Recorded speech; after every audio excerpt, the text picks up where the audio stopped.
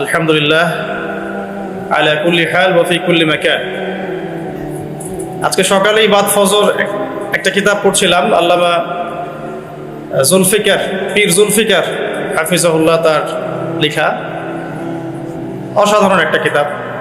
তো সেখানে একটা জায়গায় তিনি লিখেছেন যে আল্লাহ সুবহানাহু ওয়া তাআলা কিছু বান্দাকে দেখে লজ্জা করবেন, আল্লাহ পাক লজ্জা করবেন, তাদেরকে শাস্তি দিতে আল্লাহ লজ্জা করবেন, তাদেরকে শাস্তি দিতে আল্লাহ পাকের লজ্জাবোধ হবে। চিন্তা করতে পারেন কারা তারা? বলা হচ্ছে তারা সেই সব মানুষ যারা কালো কালো চুল কালো দাড়ি নিয়ে ইবাদত শুরু করেছে, কালো চুল কালো দাড়ি নিয়ে ইবাদত শুরু করেছে, ইবাদত করতে করতে এটা সাদা হয়ে গেছে। তার মানে শায়েখ মানে কিন্তু বৃদ্ধ।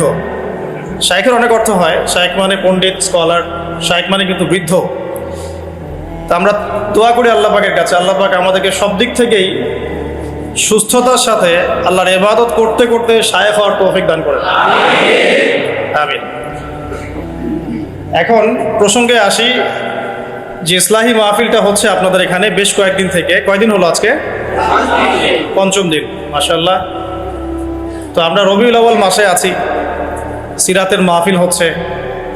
এটা আমার জন্য খুবই আনন্দের, কারণ সিরাত কেন্দ্রিক দীর্ঘমেয়াদী কিছু কাজ করার পরিকল্পনা আছে ইনশাআল্লাহ। যতই সিরাত পড়ি ততই মনে হয় যে এই সিরাতের আলোটাই মানুষের মধ্যে বেশি ছড়ানো দরকার। কোরআন, কোরআনের তিলাওয়াত, কোরআনের ভাষা, কোরআনের ব্যাকরণ, কোরআনের তর্জমা, এইগুলো যদি ছড়ানো যায় আমাদের এই বাংলার মানুষের মধ্যে, ইনশাআল্লাহ একদিন না একদিন দিন কায়েম হবে। না ছড়ানো পর্যন্ত হবে না, যতই শোডাউন করি না কেন লাভ নাই। হার্ট টু হার্ট কোরআন থাকতে হবে, অ্যাটলিস্ট কোরআন আমরা পড়ে বুঝতে পারি, এই পর্যায়ে যেতে হবে। আমরা মক্তব করছি, মাশাআল্লাহ, অনেকেই মক্তব নিয়ে খেদমত করছেন, কিন্তু ওরা যখন আবার স্কুলে ভর্তি হচ্ছে তারা কোরআন হারিয়ে ফেলছে, আবার কলেজে পড়তে যাচ্ছে সেখানে কোরআন থেকে তারা সরে যাচ্ছে। শুধু মক্তব না, আমাদের দরকার ইসলামিক বিশ্ববিদ্যালয়, আমাদের দরকার শহরে শহরে ইসলামিক বিশ্ববিদ্যালয়। এবং জেনারেল শিক্ষিত মানুষের সংখ্যা বাংলাদেশে প্রায় 70%, আরও বেশি হবে, আমি কম করে বললাম। আমরা 20-30% মানুষ মসজিদ, মাদ্রাসা, তালেবে ইলম, তলাবুল ইলম, আল মুজাহাদা ফি তরিকুল ইলম, এগুলোর সাথে আছে। বাকি 70% একটা হিউজ কমিউনিটি আমরা মসজিদ, মাদ্রাসা, শায়েখ, ওস্তাদ, তলাবুল ইলম এগুলো থেকে দূরে থাকি। এই 70% মানুষকে কিভাবে কোরআন শেখানো যায় এই ফিকিরটা করতে হবে, আল্লাহ পাক তৌফিক দান। তো এই জন্য দরকার কোরআনিক কিছু কোর্সেস, কোরআনের দার্স, কোরআন শিক্ষার কার্যক্রম চালু করা। একদিন মসজিদে এসেছি এটা যথেষ্ট না, আমাদেরকে এভাবেই 3 মাস এসে কোরআন শিখতে হবে, আরও 2-1 মাস সময় বাড়িয়ে দিয়ে কোরআনের তর্জমা, অ্যারাবিক গ্রামার কিছু শিখতে হবে। তখন গিয়ে একটা পরিবর্তন দেখা যাবে ইনশাআল্লাহ, আল্লাহ পাক তৌফিক দান করুন। কারণ কিছু সমস্যা আছে আমাদের, সেটা হলো আমাদের শিক্ষা ব্যবস্থায় জেনারেল শিক্ষা এবং ইসলামিক শিক্ষা আলাদা করে দেওয়া হয়েছে। মালয়েশিয়ার মতো কান্ট্রি সব দিক থেকেই ডেভেলপ করেছে, তারা শুধু টলেস্ট বিল্ডিংই নির্মাণ করে নাই, তারা শিক্ষা ব্যবস্থায় এমন একটা নীতি চালু করেছে যে একজন কলেজ পড়ুয়া ছাত্র ইমামতি করতে পারে, ছোট থেকেই সে এভাবেই পড়াশোনা করে উঠে আসছে। এটা আমরা করতে পারতাম, এটা আমাদের যারা দায়িত্বশীল আছেন, শিক্ষা বিভাগে যারা আছেন, রাষ্ট্রে যারা আছেন, তারা করতে পারতেন এবং আপনাদের পারা উচিতও বটে। কারণ আজকে আমাকে টপিক দেওয়া হয়েছে নবী সাল্লাল্লাহু আলাইহি ওয়াসাল্লামের নেতৃত্বের গুণাবলী। তো এই টপিকটা এতই ক্রিটিক্যাল, ওনারা আমাকে বলেছেন 10টা থেকে 11টা পয়েন্টস আপনি বলেন। তো আমি শুধু গাড়িতে লিখতে লিখতে আসছিলাম, তো দেখলাম যে 18 থেকে 20টা হয়ে গেছে। এটা নিয়ে লিখতে থাকলে 50টার কম হবে না। নেতৃত্বের গুণাবলী, নবী সাল্লাল্লাহু আলাইহি ওয়াসাল্লাম কীভাবে তার নেশনকে লিড দিয়েছেন। তো লিডারশিপের প্রথম তার যে একটা ভিশন ছিল সেটা হলো সবাইকে শিক্ষিত করে তোলা। দেখুন, আপনি একজন সাহাবী খুঁজে পাবেন না যিনি অশিক্ষিত। আমি অশিক্ষিত বোঝাচ্ছি কোন সেন্সে, লিখতে জানে, পড়তে জানে, এটাই শিক্ষার মানদণ্ড নয়। এমন একজন সাহাবী আপনি খুঁজে পাবেন না যিনি কোরআন এবং সুন্নাহর জ্ঞান জানেন না, একজন সাহাবীও নাই। এমনকি আবু সুফিয়ান রাদিয়াল্লাহু আনহু, যিনি একদম শেষে গিয়ে ইসলাম কবুল করেছেন, তখন ওই যে মক্কা বিজয়ের আগে আগে, তিনিও শেষ বয়সে যখন রোমকদের সাথে যুদ্ধ করছিলেন, ইয়ারমুকের যুদ্ধ, সেই যুদ্ধে কিন্তু তার একটা বড় ভূমিকা ছিল। তিনি একটা বড় ভূমিকা রেখেছেন ইয়ারমুকের যুদ্ধে। মানে এক পর্যায়ে মুসলিমরা জিতে যাচ্ছিল, কিন্তু রোমকদের পাল্টা আক্রমণে মুসলিমরা ছত্রভঙ্গ হয়ে পড়ে এবং মুসলিমদের রমণীদের যে খেমা আছে, মানে তাবু, এই পর্যন্ত কুফার সৈন্যরা চলে আসছিল। এই সময় আবু সুফিয়ান রাদিয়াল্লাহু আনহু একটা জোরালো ভূমিকা রেখেছে এবং তার সাথে ছিলেন ইকরিমা বিন আবি জেহেল, আবু জেহেলের ছেলে ইকরিমা রাদিয়াল্লাহু আনহু। মানুষের লাইফটা আসলে কেমন, যার বাবা জাহান্নামী তার ছেলে জান্নাতি।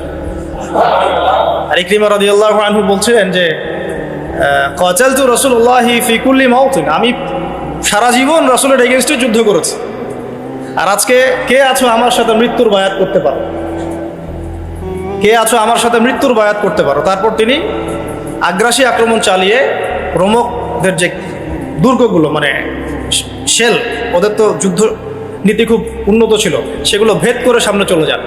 এটা টার্নিং পয়েন্ট ছিল ইয়ারমুকের যুদ্ধের। আমি যেটা বলছিলাম, আমাদের টপিক ইয়ারমুকের যুদ্ধ না, যে আবু সুফিয়ান রাদিয়াল্লাহু আনহু শেষ বয়সে ইসলাম কবুল করার পরেও মসজিদে বসে বসে কান্নাকাটি করতেন আর বলতেন যে হাদা কালামু রব্বি, হাদা কালামু রব্বি, এটা আমার রবের কালাম, এটা আমার রবের কালাম। আপনি একজন সাহাবীও খুঁজে পাবেন না যিনি কোরআন এবং সুন্নাহর জ্ঞান থেকে দূরে ছিলেন। কিন্তু আমরা দুর্ভাগ্যজনক, এখন অনেকে ইসলামের জন্য জীবন দিতে চাই, বাট কোরআন পড়তে জানি না। আমার কথা মন খারাপ করেন না। আমরা ইসলামের জন্য জীবন দিতে চাই ঠিকই, এই প্রেরণা আমাদের সবার মধ্যে একটু একটু কাজ করে, কম বেশি, কারো আবেগে, কারো বিবেকে, বেশিরভাগ মানুষের আবেগেই করে। তবে নবী সাল্লাল্লাহু আলাইহি ওয়াসাল্লাম আবেগী নবী ছিলেন না, তিনি খুবই ডিপ্লোম্যাটিক পারসন ছিলেন। তিনি বুঝে কাজ করতেন, কি করতে যাচ্ছি, কেন করতে যাচ্ছি। আমরা ওইদিকে আসছি ইনশাআল্লাহ। তো প্রথম পয়েন্টটা টাচ করতে চাই, শিক্ষার মধ্যে কোরআন ঢোকাতে হবে। তো এখন যারা আমরা শিখতে পারি না এই দীর্ঘদিন, আমরা কি করব? এই 60-70% জেনারেল কমিউনিটির জন্য কোরআন শিক্ষার কার্যক্রম চালু করবো ইনশাআল্লাহ। আপনাদের সার্বিক সহযোগিতা চাই এবং অংশগ্রহণ চাচ্ছি ইনশাআল্লাহ। কিছু কিছু নতুন নতুন কোর্সেস আসছে এখন, এগুলো দিয়ে মোটামুটি 6 মাসের মধ্যে কোরআনের বেসিক নলেজ শেখানো যায়, অ্যারাবিক গ্রামার শেখানো যায়। আমি এগুলো নিয়ে ঘাটাঘাটি করছি আলহামদুলিল্লাহ। এই কোরআনের মধ্যেই আলহামদুলিল্লাহ মাত্র 200 থেকে 250টা মাসদার আছে, ফেল আছে, যেগুলো দিয়ে কোরআনের প্রায় 40,000 শব্দ তৈরি করা যায়। 40,000 শব্দ। আর এই কোরআনুল কারীমে মোট শব্দ আছে 78,000, প্রায় 78,000, এক্স্যাক্টলি 77,800টা, প্রায় 78,000। এই 78,000-এর মধ্যে 40,000 শব্দ আপনি মাত্র 250টা মাসদার থেকে বের করতে পারবেন। এগুলো ওলামায়ে কেরাম বুঝবেন আর কি, আমি জাস্ট টাচ করছি। মানে কোরআন নিয়ে অনেক থিসিস গবেষণা হচ্ছে, অনেক কোর্সেস লঞ্চ করা হচ্ছে। চেষ্টা করবো এগুলোকে বাংলা ভাষা অনুবাদ করে হলো আপনাদের পর্যন্ত পৌঁছানোর। আল্লাহ পাক তৌফিক দান করুন। আরেকটা খেদমত দরকার, সিরাতের খেদমত। সিরাত প্রত্যেক যুবকের অন্তরে অন্তরে মুখস্থ থাকা চাই। সিরাতের খেদমত শুনেই আমার ভালো লাগছে, যেখানে সিরাতুন নবী সাল্লাল্লাহু আলাইহি ওয়াসাল্লাম কেন্দ্রিক আমরা আলোচনা করছি। সিরাত এত চমৎকার, এত গভীর, এত মানে ইমোশনাল। সিরাত পড়ে যদি কেউ ওমরাহ করে এবং রাসূল সাল্লাল্লাহু আলাইহি ওয়াসাল্লামের রওজা জিয়ারত করে, সে যে আবেগ, অনুভূতি আর ফিলিংসটা পাবে, সিরাত না পড়া মানুষ সেটা পাবে না। সিরাত পড়ে যদি আপনি সিরাতের সাথে সংশ্লিষ্ট স্থানগুলো জিয়ারা করেন, তাহলে যে ফিলিংসটা পাবেন, সিরাত না পড়ে পাবেন। আর কোরআন এবং সুন্নাহর, কোরআনের আয়াতগুলো এবং হাদিসগুলো কোনটা কোন প্রেক্ষাপটে কখন কিভাবে নাজিল হয়েছে, এটা বোঝার জন্য সিরাত লাগবে। আদারওয়াইজ আমরা কোরআন সুন্নাহ হাতে নিয়েও বিভ্রান্ত হতে পারি। সিরাত একটা উপন্যাস, একজন মহামানবের উপন্যাস, যে উপন্যাসটা তিনি নিজ হাতে লিখেন নাই, লিখেছেন আল্লাহ রাব্বুল আলামিন। সিরাত একটা উপন্যাস, এটা সেই ব্যক্তি লিখেননি যাকে নিয়ে সিরাত, বরং এটা লিখেছেন তার রব আল্লাহ রাব্বুল আলামিন। সিরাতুন নবী সাল্লাল্লাহু আলাইহি ওয়াসাল্লাম। তো সিরাতের অনেক পার্ট আছে, সিরাত এবং দাওয়াত, সিরাতের আলোকে দিন কায়েম, সিরাতের আলোকে সুন্নাহ, সিরাতের আলোকে আসবাবুন নুজুল, অনেক পার্ট হতে পারে। সিরাতের আলোকে গাজওয়া, সিরাতের আলোকে সারিয়া, সিরাতের আলোকে জিহাদ, সিরাতের আলোকে দাওয়াত, অনেক কিছু হতে পারে। তো তো আমরা চাচ্ছি সিরাতের একটা প্যানেল তৈরি করতে, আর সিরাত বিশেষজ্ঞ প্যানেল। এখান থেকে অনেক ভালো ভালো অনেক বড় বড় ওলামায়ে কেরাম এবং অনেক ভালো ভালো তলেবে ইলম উঠে আসবেন, যাদেরকে নিয়ে একটা প্যানেল করা যায়, করে সিরাতের ছোট থেকে ছোট বড় থেকে বড় বিষয়গুলোকে নিয়ে আলাদা আলাদা করে আমরা দার্স রেডি করতে পারি। সিরাতের উপরেই দেখা গেল 50টা দার্স, ঠিক আছে? তো আমার নিয়ত আছে, আপনারা দোয়া করবেন আল্লাহ পাক যেন তৌফিক দান করেন। এবং সিরাত নিয়ে কাজ করতে ইচ্ছুক এমন যুবক ভাই বা যারা তালেব ইলম আছেন বা যারা এখনো পড়াশোনা করছেন বা ওলামায়ে কেরাম যদি এগিয়ে আসেন, পরামর্শ দেন, আমি খুব উপকৃত হব ইনশাআল্লাহ। আল্লাহ পাক তৌফিক দান করবেন। একটা কোরআন, একটা সিরাত, আর একটা দরকার হলো তাজকিয়া। একটা কি? আমি সুন্নাহ না বলে তাজকিয়া শব্দটা বলেছি এই কারণে, অনেকে আমরা সুন্নাহর উপর আমল করি বাট তাজকিয়া নাই। অনেকে সুন্নাহর উপর আমল করি, দাড়ি রেখেছি, টুপি পরছি, পাগড়ি পরছি, আমরা এমন কোনো সুন্নাহ নাই, আমলে বাদ দিচ্ছি এমন কোনো সুন্নাহ নাই। 2 রাকাত তাহিয়াতুল মসজিদ পড়ছি, তাহিয়াতুল ওযু পড়ছি, বাট তাজকিয়া নাই। তাজকিয়া কি? আত্মশুদ্ধি। তাজকিয়া মানে কি? আত্মশুদ্ধি। আর তাজকিয়া যে আমাদের নাই এটা বোঝার জন্য অনলাইন যথেষ্ট। অনলাইনে ফেসবুকে ঢুকলেই বোঝা যায় আমাদের তাজকিয়ার কি অবস্থা। এখানে অনেক সময় একজন আলেম আরেকজন আলেমকে যে ভাষায় গালি দিচ্ছেন, তাতে আপনারা পরকালে আল্লাহর কাছে কি জবাব দিবেন সেটা চিন্তা করতে হবে। তাজকিয়ার সাথে এগুলোর কি সম্পর্ক? বাবা মা ভাই বোন জ্ঞাতি গোষ্ঠী তুলে গালি দিয়ে ধুয়ে দিচ্ছে। তো যদি ওলামায়ে কেরামদের কেউ এই কাজগুলো করে থাকেন, তাহলে সাধারণ জনগণ কি করবে? কাদেরকে দেখে তারা শিখবে ইসলাম? ইস্যু পাগল হয়ে গেছে আমরা। মন চাইলে একটা কমেন্ট করে দিলাম, মন চাইলেও একটা গালি দিয়ে দিলাম, মন চাইলেও একটা শেয়ার দিয়ে দিলাম। এটার পরিপ্রেক্ষিতে উম্মার মধ্যে যে বিভক্তি বাড়ছে এবং প্র্যাকটিসিং মুসলিমদের সম্পর্কে জেনারেলদের যে একটা বিরূপ ধারণা সৃষ্টি হচ্ছে, আর যারা ইসলামের দিকে আসতে চায় ওরাও আসার আগে আবার চিন্তা করছে 10 বার যে বাবা যাবো কি যাবো না। আমাদের চরিত্র পরিশুদ্ধ করতে হলে তাজকিয়া দরকার। তাজকিয়া মানেটা কি? অনেকে এটাকে সুফিইজমের সাথে সম্পৃক্ত করে দেন। সুফিইজম, তাজকিয়া এগুলো ইসলামের কোনো শত্রু হয় না। এটা মানুষকে আধ্যাত্মিকত্ব শেখায়, বরং সুন্নাহর উপর আমল করার একটা প্রেরণা তৈরি করে এবং মনটাকে পরিশুদ্ধ করে। ধরেন আমি সারাদিন অনেক সুন্নাহর উপর আমল করছি, কিন্তু আমার এক ভাইকে আমি হিংসা করি। আর হিংসা এখনকার অনলাইনের জগতে ফরজ। হিংসা না করলে কেউ অনলাইনে টিকতে পারবে না, তাকে হিংসা করতেই হবে। যেমন সুদ না খাইলে কেউ অর্থনীতি চালাতে পারে না, সুদ এখন ফরজ হয়ে গেছে। ঠিক এইরকম অবস্থা, আল্লাহ মাফ করো। তো আমি যদি সুন্নাহর উপর আমল করি কিন্তু আপনাকে হিংসা করি, তাহলে লাইলাতুল কদরের মতো রাত্রেও আমি ক্ষমা পাচ্ছি না,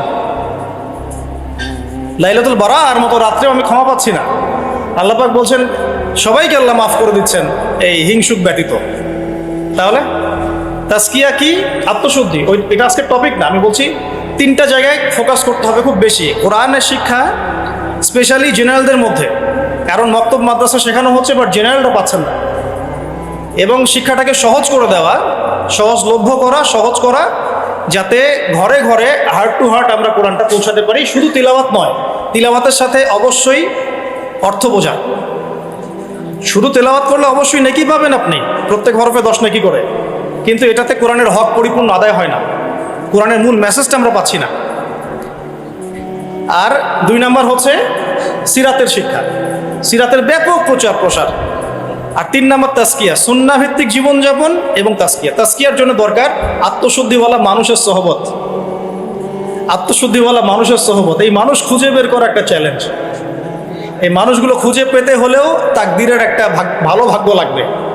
কারণ দিন শেষে বুঝতে পারছি যে কেউ যদি জাহেল থাকে এটাও তাকদীরেই ছিল, কেউ যদি হকপন্থী আলেমের সোহবত পেয়ে যায় এটাও তাকদীরেই ছিল। কিছু করার না, এটা তাকদীর। কেউ পাবে কেউ পাবে না, কিন্তু চেষ্টা যে করবে আল্লাহ পাক তাকে মিলাই দিতেও তো পারেন ইনশাআল্লাহ। দিন দিন এরকম আত্মশুদ্ধিতে পরিপূর্ণ ওলামায়ে কেরামদের সংখ্যা কিন্তু কমছে। আপনি খেয়াল করেছেন? কমছে। যে ব্যক্তি হক ও বাতিলকে পার্থক্য করে দেয়, যে ব্যক্তি অন্যের শুভাকাঙ্ক্ষী, যে ব্যক্তি উম্মার ঐক্য চায়, যে ব্যক্তি নিজে যা বলে তার উপর আমল করে, যে ব্যক্তি অন্যকে আল্লাহর দিকে ডাকে, যে ব্যক্তি নিজে হারাম খায় না, যে ব্যক্তি আলেমদের মাঝে বিভেদ সৃষ্টি করে না, যে ব্যক্তি মানুষকে নবী সাল্লাল্লাহু আলাইহি ওয়াসাল্লাম রেখে যাওয়া সুন্নতের দিকে ডাকে, যার অন্তরটা পরিষ্কার, ভিতরে কোনো হিংসা নাই, কোনো অহংকার নাই, কোনো গীবত তহমত কিচ্ছু নাই, এরকম মানুষ, এরকম আলেম খুঁজে পাওয়া কি চারটাখানি কথা? আমার কথা শুনে আপনাদের ইগোতে লাগা উচিত নয়, আপনাদের চোখে পানি আসা উচিত। এই কথা 3টা ওলামায়ে কেরামদের জন্য। আমরা অনেক ওলামায়ে কেরামকে দেখেছি টাইটেল পাস, অন্তরটা হিংসা দিয়ে ভর্তি আছে। এতে আপনি ইগোতে নিয়েন না, বরং আপনার চোখ দিয়ে পানি পড়া উচিত। বিকজ আপনার হিসাব আগে হবে। 3 জন ব্যক্তিকে দিয়ে জাহান্নাম উদ্বোধন করা হবে: শহীদ, দাতা, দানশীল, আলেম।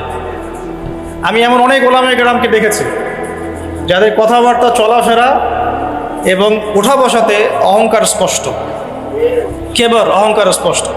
আর আলহামদুলিল্লাহ আমি এমন অনেক ওলামায়ে কেরামের সোহবত পেয়েছি যারা আল্লাহর ওলি, যারা আল্লাহর ওলি। তো এখন এই পর্যন্ত যাওয়াটা আপনার জন্য চ্যালেঞ্জ। আল্লাহর কাছে অনেক দোয়া করতে হবে এবং নিজের অন্তরটাকে নিউট্রাল রাখতে হবে, কোনো দিকে বায়াসড হয়ে যাওয়া যাবে না। নিউট্রাল রাখলে ইনশাআল্লাহ তাহলে আপনি বুঝতে পারবেন যে কে হকের উপর আছে, কে বাতিলের উপর আছে। আল্লাহ পাক আমাদের সবাইকে আত্মশুদ্ধিতে পরিপূর্ণ মানুষের সোহবত দান করুন, আমি আমাদেরকেও সেই আত্মশুদ্ধি অর্জন করার তৌফিক দান করুন। এই 3টা জায়গায় খুব বেশি ফোকাস করা দরকার। সিরাত নিয়ে 2টো কথা বলে আমি আমার টপিকে আসছি।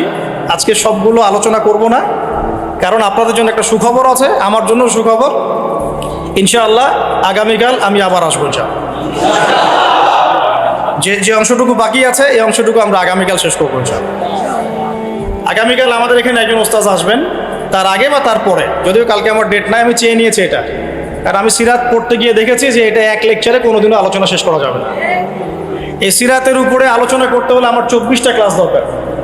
একটু এই জায়গাটা শোনেন। এই পুরো সিরাত, আমার হাতে একটা পাতলা সিরাতের বই আছে, সিরাতে খাতামুল আম্বিয়া, আপনারা অনেকেই জানেন, এই বইটা পড়েছেন। আল্লামা শফি রাহিমাহুল্লাহ রচিত অনবদ্য একটা কিতাব, কলেবর ছোট কিন্তু অনেক গভীর কথা, কঠিন টপিক, নবী সাল্লাল্লাহু আলাইহি ওয়াসাল্লামের নেতৃত্বের গুণাবলী। তো আমাদের এখানে নিশ্চয়ই নেতারাও আছেন।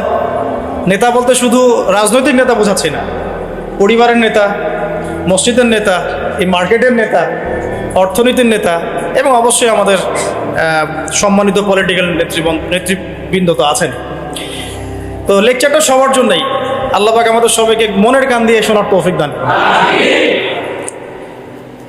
সোজা কথায় আসি। নবী করিম সাল্লাল্লাহু আলাইহি ওয়াসাল্লাম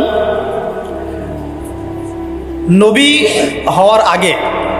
হওয়ার আগে তিনি যে গুণাবলীগুলো অর্জন করেছিলেন, এই গুণাবলীগুলো আমরা অনেক সময় পাশ কাটিয়ে চলে যাই।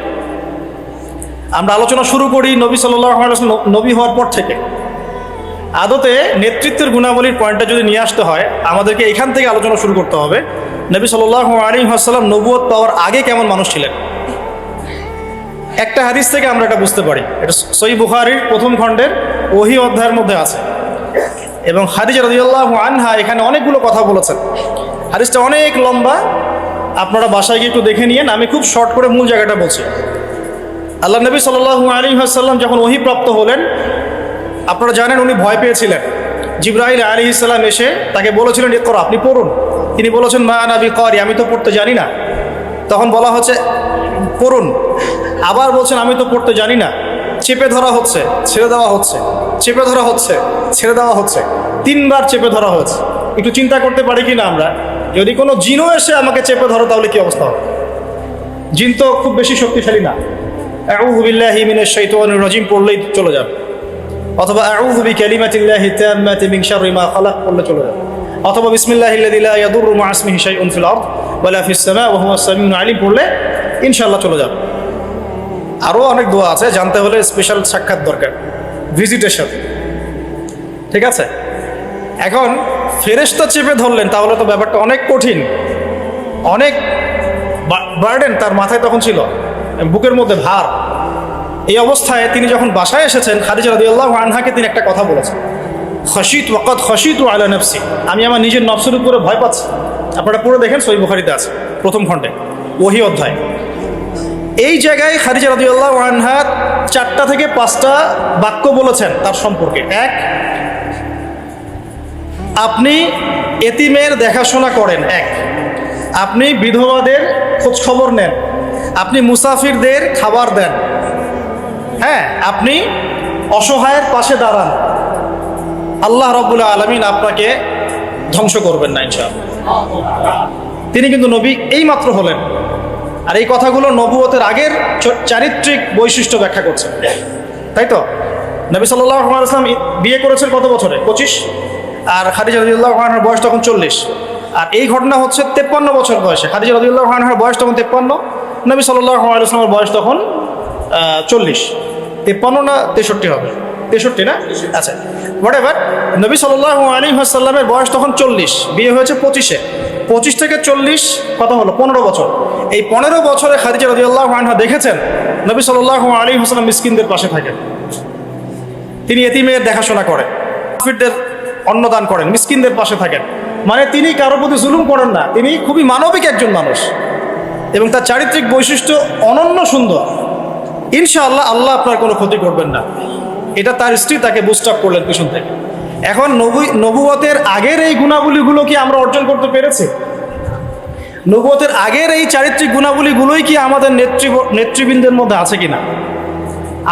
নেতৃবৃন্দ বলতে আমরা সবাই বোঝাচ্ছি মনে করেন, আমাদের মধ্যে আছে কিনা? আমরা সবাই কোনো না কোনো জায়গায় দায়িত্বশীল, বাড়ির বা মসজিদের বা ব্যাংকের বা অর্থনীতির বা রাজনীতির। এখন এই যে এতিমের দেখাশোনা করা, বিধবাদের পাশে থাকা, মিসকিনদের খোঁজখবর নেওয়া, মুসাফিরদের অন্ন দেওয়া এবং দুর্বলদের সাহায্য করা, এটা আমাদের মধ্যে আছে কিনা? নবী তিনি এখনো হন নাই, কেবল হলেন। নবুয়তের আগের গুণাবলী, নবী হওয়ার আগে আমাদের নবী সাল্লাল্লাহু আলাইহি ওয়াসাল্লামের যে চারিত্রিক বৈশিষ্ট্যগুলো ছিল, আমরা হতভাগা উম্মাহ, আমরা এখনও মুসলমান হয়েও, মুসলমান ঘরে জন্ম নিয়েও, কোরআন হাতে পেয়েও, হাদিস হাতে পেয়েও সেই গুণাবলী অর্জন করতে পারি। অগণিত মুসলমান জিনা করে, অগণিত মুসলমান সুদ খায়, অগণিত মুসলমান ঘুষ খায়, অগণিত নেতৃবৃন্দ দুর্নীতি করেন। সবার কথাই বলছি, আমরাও দুর্নীতি করি। যেমন আমরা যে লেকচার দিতে বসেছি, আমি যদি আমার হক আদায় না করি, এটাও আমার ইলমের উপর দুর্নীতি হবে। তো দেখুন নবী সাল্লাল্লাহু আলাইহি ওয়াসাল্লাম এই গুণাবলীগুলো আছে কিনা? আমরা সুদ খাচ্ছি, আমরা জিনা করছি। আপনি 5% মানুষ খুঁজে পাবেন না এখন যারা সুদ খায় না। কোনো না কোনোভাবে আমরা রিবার সাথে জড়িত। আর যারা ইকোনমিক্স নিয়ে পড়াশোনা করেন, ওই আলেমদেরকে জিজ্ঞাসা করবেন। যারা ইকোনমিক্স নিয়ে পড়াশোনা করেছেন এমন আলেমকে জিজ্ঞাসা করবেন পেপার মানি, ইলেকট্রনিক মানির মধ্যে রিবা আছে কি নাই। যাদের মধ্যে এই জ্ঞান নেই ওদেরকে জিজ্ঞাসা করে লাভ নাই, তারা বলবে খারেজি। কি বলবে? তারা বলবে খারেজি হয়ে গেছে। সুবহানাল্লাহ। যাই, আমরা দোয়া করি আল্লাহ পাক তাদেরকে তাসকিয়া দান করে। হয়তো বা বোঝে না, অথবা দুনিয়ার স্বার্থে কথা বলে। এখন আমরা জিনা করছি, উঠতে বসতে, চলতে ফিরতে, বাসে, অটোতে, উবারে, এইখানে এখানে সবখানে। আমি বলেছি আমার আশঙ্কা, আমি ঢাকা শহরেরই বাসিন্দা, এখন তাকদীর আমাকে এখানেই মিলাই দিছে, কিভাবে জানি। আসলে আল্লাহ রাব্বুল আলামিন মানুষের কিবোর্ড পছন্দ করেন। আমি একসময় অহংকার করে 2 দিন বলেছিলাম, মনে হয় আমার মনে আছে, যে আমাকে ফ্রি একটা ফ্ল্যাট দিলেও ঢাকাতে আমি থাকবো না কখনো। এটা আমি বলেছিলাম আজকে থেকে 5 বছর আগে, 6 বছর আগে। আল্লাহ রাব্বুল আলামিন হয়তো এই কথাটা পছন্দ করেন, কারণ আল্লাহ পাক কারো কিবোর অহংকার এরকম শক্ত কথা পছন্দ করেন না, মেবি, আল্লাহ ভালো জানেন। তো আল্লাহ পাক এইখানেই আমাকে শ্বশুর বাড়ি দিয়ে দিস, থাকবে না মানে থাকতেই হবে। আর আলহামদুলিল্লাহ এখানে এসে দেখলাম যে মাশাআল্লাহ বাংলাদেশের অনেক বরেণ্য উলামায়ে কেরাম এই শহরকে কেন্দ্র করে কাজ করেন। তাদের সোহবত যদি না থাকতো আমি শহরে থাকতাম না, তাদের সোহবত যদি না থাকতো এই শহরে হয়তো আমি থাকতাম না। তবে তারা এই শহরের যান্ত্রিক জীবন থেকে দূরে থাকেন, কারণ যান্ত্রিক জীবনে আপনি আল্লাহর নূর মারেফত বুঝতে পারবেন না। তারা যদি এইরকম বিজি লাইফ লিড করতেন তাহলে আমরা এরকম কিতাবগুলো পেতাম না। খুব খেয়াল করে দেখবেন এখানে জন্ম নিয়ে কতজন আলেম হয়েছে। এই শহরে জন্ম নিয়ে বাই বর্ন ঢাকায় জন্ম নিয়ে কতজন আলেম হয়েছে, যারা ওলামায়ে কেরাম তারা বাহির থেকে এসে এই শহরকে আলোকিত করছেন। বুঝতে পারছেন কি বিষয়টা? এখন দেখুন আমরা সব জায়গায় জেনা করছি। আমার আশঙ্কা ঢাকা শহরে যদি কোনো বড় ভূমিকম্প হয় বা ছোটও হয়, জেনার পাপের কারণে হয়। আল্লাহ পাক আমাদেরকে হেফাজত করুন। আর আমি আজকে আরও বেশি কনসিয়াস এবং ভয় পাচ্ছি এই কথাটা বলতে, যে যদি আল্লাহর কোনো গজব চলে আসে তখন ভালো মন্দ কোনো মানুষ ছাড় পাবে না, আমরাও ছাড় পাবো না। ভালো মানুষ মনে হয় ছাড় পাবে এমন না। কারণ আজকে সকালে আমি একটা কিতাব পড়ছিলাম, আল্লামা হুসাইন আহমদ মাদানী রাহিমাহুল্লাহ, আপনার নাম শুনেছেন নিশ্চয়ই, ওলামায়ে দেওবন্দের একজন নক্ষত্র। তার একটা কিতাব আছে শেষ খলিফার পদধ্বনি, পড়েছেন? শেষ খলিফার পদধ্বনি, ইমাম মাহাদিকে নিয়ে লিখেছেন উনি, মাশাআল্লাহ। এই কিতাবটার পাণ্ডুলিপি পাওয়া গেছে প্রায় 75 বছর পরে, হারিয়ে গিয়েছিল এটা। কারণ তাকে ওই ইতালির পাশে মাল্টা একটা জায়গা আছে, ওখানে ব্রিটিশরা নির্যাতন করেছিল, নিয়ে গিয়ে ওইখান থেকে হারিয়ে গেছে বইটা। যাই হোক, তো ওইখানে তিনি একটা হাদিস এনেছেন যে যখন ইমাম মাহাদির হাতে বায়াত নেওয়া হবে, জায়গাটা হচ্ছে হাজারে আসওয়াদ, দেখেছেন হাজারে আসওয়াদ, কাবাগড় এই কর্নার হাজারে আসওয়াদ, রুকনে ইয়ামানি না, কিন্তু অনেকে রুকনে ইয়ামানিকে হাজারে আসওয়াদ মনে করে। হাজারে আসওয়াদ এবং এই যেখানে আছে মাকাম ইব্রাহিম, এর মাঝখানে বায়াত নেওয়া হবে। আর বায়াত নেবেন কতজন জানেন? 313 জন। 313 জন। বদরি সাহাবী 313, তালুতের বাহিনী 313, এখানেও 313। তো বায়াত যখন নেওয়া হবে শাম থেকে, তখন একটা দল আসবে তাদের বিরুদ্ধে যুদ্ধ করতে। নবী সাল্লাল্লাহু আলাইহি ওয়াসাল্লাম বলেছেন শামের ওই বাহিনীকে মক্কা মদিনার মাঝখানে বাইদা নামে একটা জায়গা আছে, এখানে ধসিয়ে দেওয়া হবে। আয়েশা রাদিয়াল্লাহু আনহা বলছেন তখন তো অনেক সাধারণ মানুষও থাকবে, নবীজি বললেন সবাইকে ধসিয়ে দেওয়া। এখান থেকে একটা দলিল আনা হয়েছে, ওখানে আল্লাহর গজব চলে আসলে ভালো মন্দ সবার উপরেই আসবে, এরপর কিয়ামতের দিন নিয়াত অনুযায়ী মানুষকে ওঠানো হবে। আল্লাহ পাক আমাদেরকে আল্লাহ পাকের গজব থেকে হেফাজত করুন, আমাদেরকে ইসলাম এবং সংশোধন দান করুন, আমাদের নেখায়াত আল্লাহ বরকত দান করুন। আল্লাহ পাকের গজব আসে এমন কাজে লিপ্ত হওয়া থেকে আল্লাহ পাক হেফাজত করুন।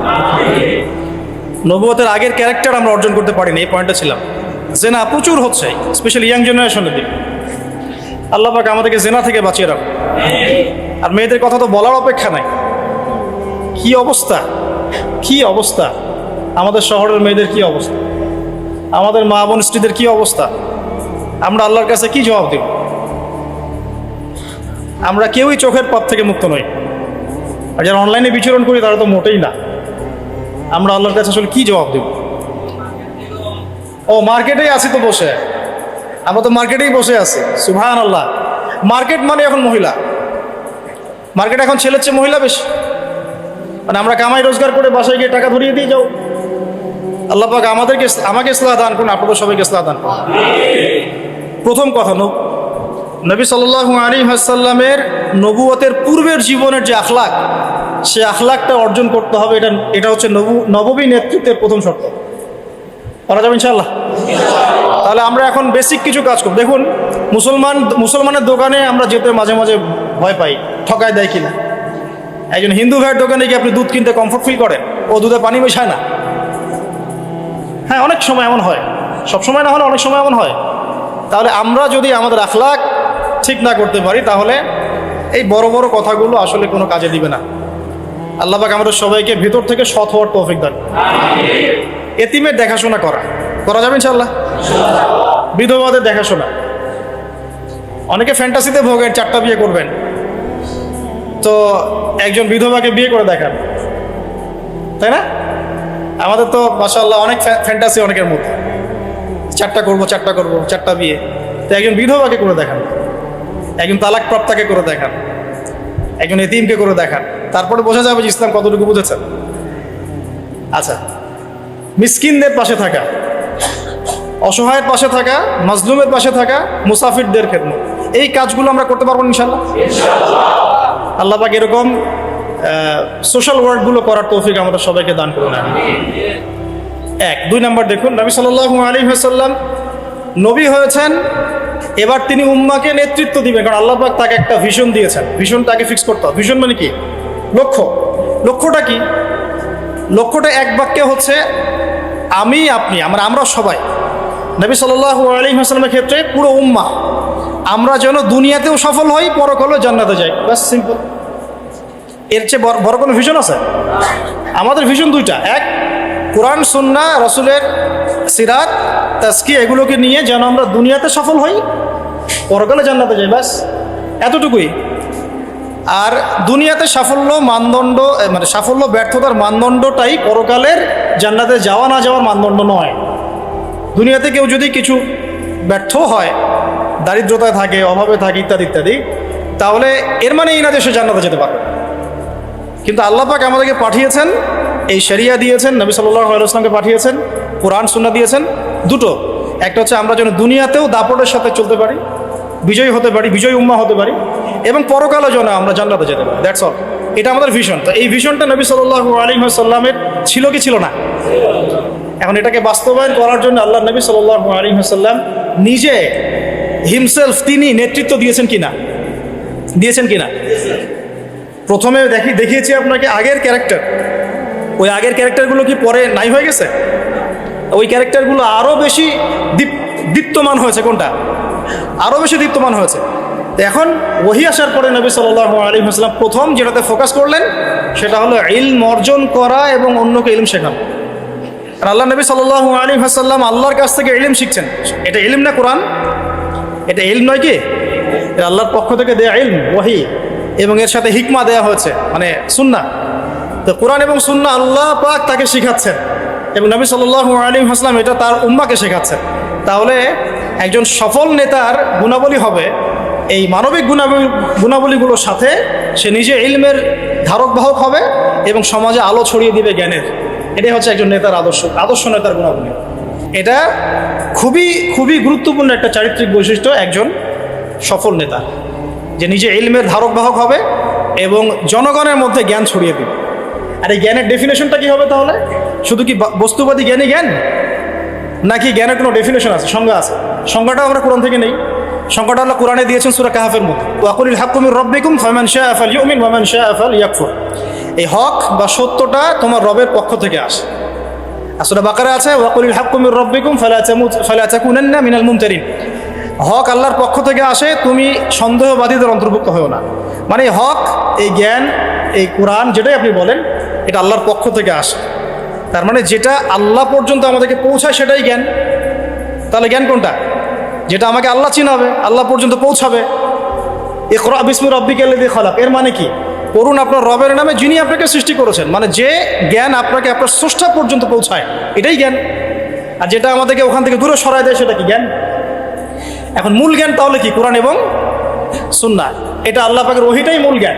এর সাথে প্রাসঙ্গিক উপকারী যে কোনো ইলম চর্চা করা যাবে, হোক সেটা মেডিকেল সায়েন্স, ইঞ্জিনিয়ারিং, দর্শন, রসায়ন, পদার্থ, সাহিত্য, সবই চর্চা করা যাবে, যতক্ষণ না সেটা কোরআন সুন্নাহর যে মূল ধারা, মূল নীতি এর সাথে সাংঘর্ষিক। আমার কথা কি বুঝতে একটু কষ্ট হচ্ছে?